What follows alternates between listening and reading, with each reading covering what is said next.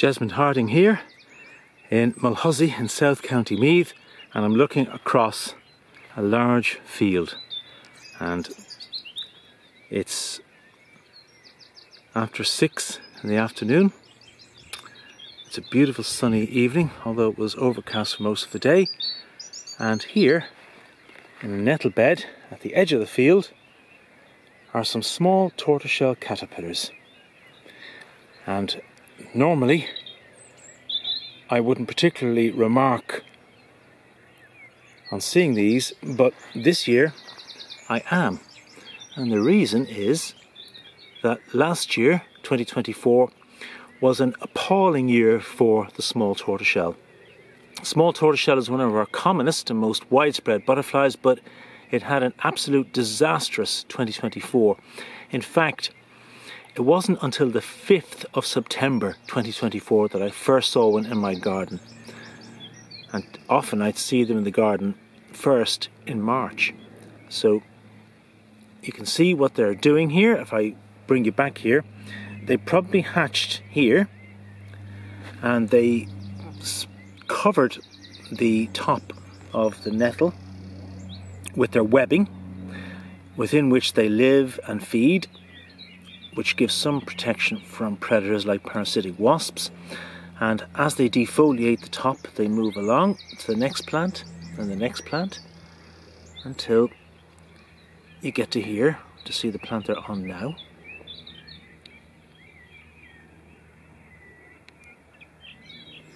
Just move over to get a better view.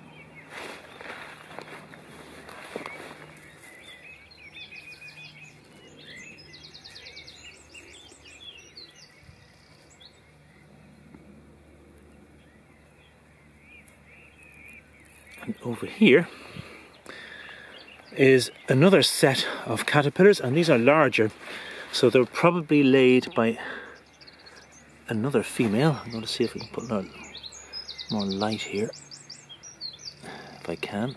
Hold on, here we go. And these are further on in their development. And why are they defoliating the top of the nettles rather than the leaves lower down? Well, the nourishment is concentrated at the growing tip of the plant. So the higher nitrogen content is at the growing tip, and it's also moister. The leaves are more tender, more palatable to the caterpillars.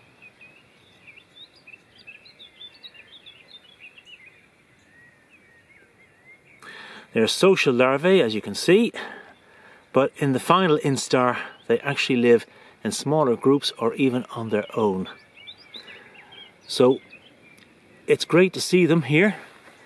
This is a traditional breeding ground for them, but last year I didn't see any larvae here at all.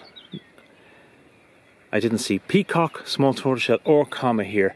Oh, it's wonderful to see them back. And they will now have to rebuild their populations after last year's disaster. And we certainly wish them well. Want to see them in our gardens in late summer, feeding up on our garden nectar before entering our homes to hide in curtain folds for the winter. So I'll just leave you the view of the nettle beds, and across the field, as you can see, it's west facing, so it gets plenty of sunlight, and they don't lay in the shade, so their mother knew what she was doing.